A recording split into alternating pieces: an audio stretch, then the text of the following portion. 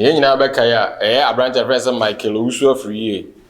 Ghana no bia nim say friend teacher kwaju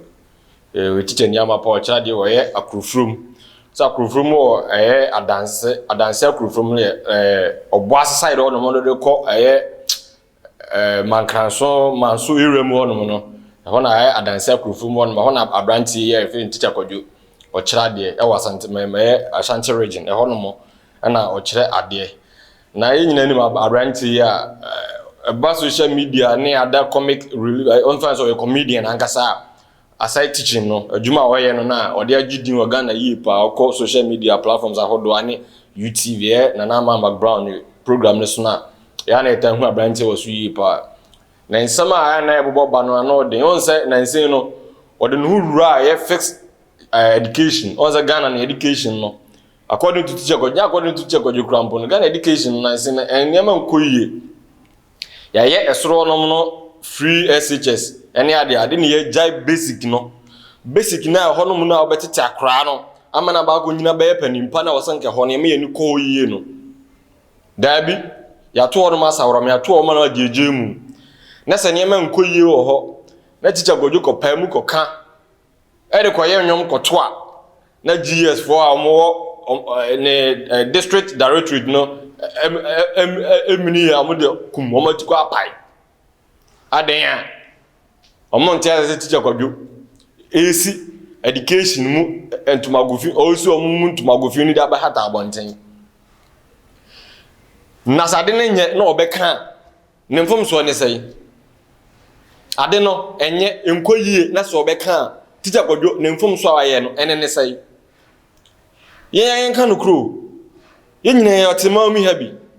nti start Ghana education basic no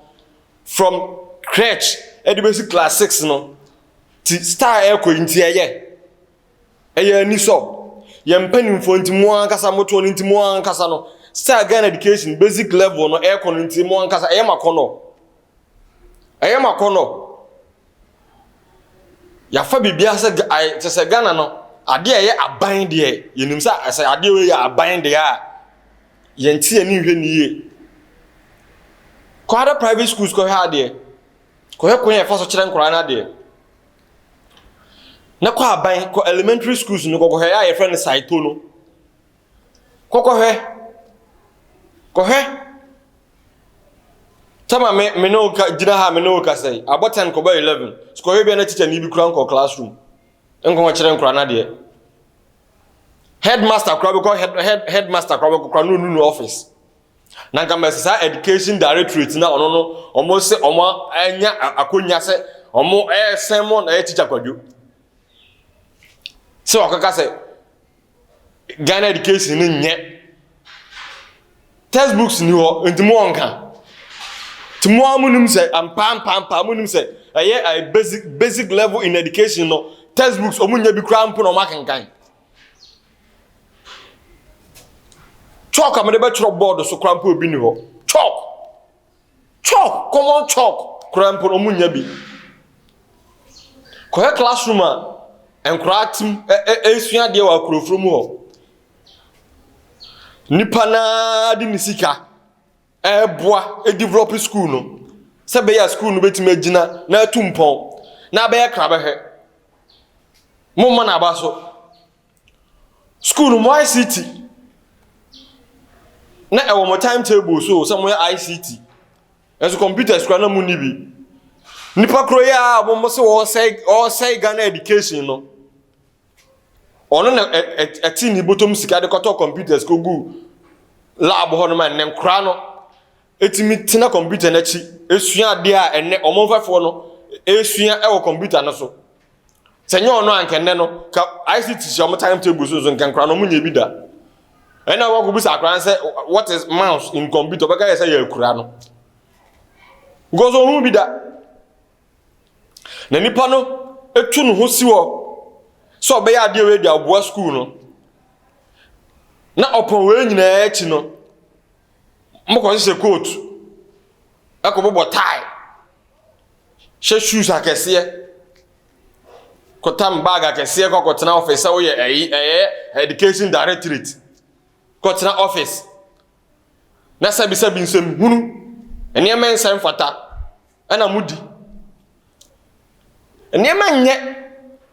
our education level ho basic level ho na se nipa ne pema aka ama mahu ne kwa ka we kura wasa ka mo gina ba like mo gitum na mo dana se so teacher Kwadwo ye da wase so what ma punch holes e wo Ghana education basic level ni ende da bi ma hu ni sa anko yi ama mu nti no ma fa na se de okeka no wo bu Ghana education na animtia wo bu na animtia na ma frɛ no asamo no so omra na den na ha why na den conduct adai na Ghana na nkasa na mpanifo ni bia hwehwanimu saa o fra na afra no fra mo fra ni charge am de ball no enye no ho nti na mo fra na mo ne tena ase kan he different charge na mo de ball no se wo sora o ma school o to school mu kamini me mame we education is pa wa ko school aduru akiri akira de aduru akiri te ba education basic level ma na minimu ye pa me sister so ho ma kontan so ho ti minim ni America utimi ko school mu pa ko head ha nkura no teacher for na bre won nkura no ho no enya sam ketua the teacher Kwadwo ye no so otimi tini sika de pam school uniform ma school for nkura de no me sister no me mama omo ya bi tumu ko hu akura bi pa squat ala de baba school no awre ho omo atom botom sika no me da pam squat ala man nkura no no ye we nyina awie a na de ne nye wo education no ko kan no afre ne se bra beyiwa no ade ntina wo gu animu ase na we animu gu ase ade nya no wo kan we yesu animu gu ase animu gu ase Ghana Education Service for animu gu ase akro from Education Directorate ade amaye no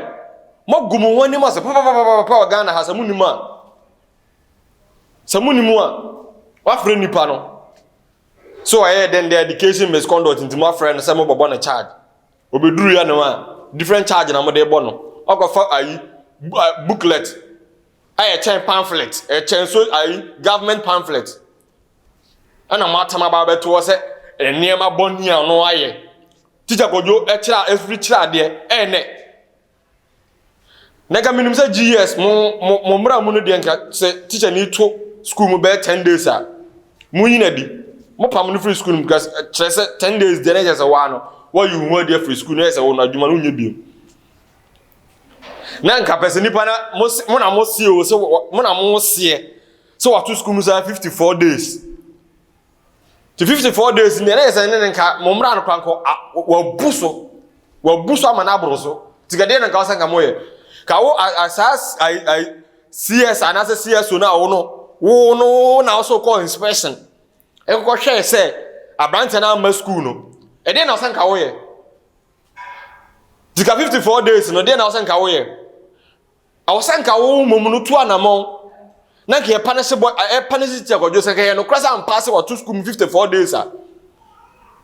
na say wo sie so no kwakro wo nya wadwuma yie unnim nia wo ye ya fo akotena wo kwa na boso so na wa jiska bo Ghana aban ka kwa Ghana man na wo boye ka we mu nyina ya fo am so medi o mayanim o medi education anim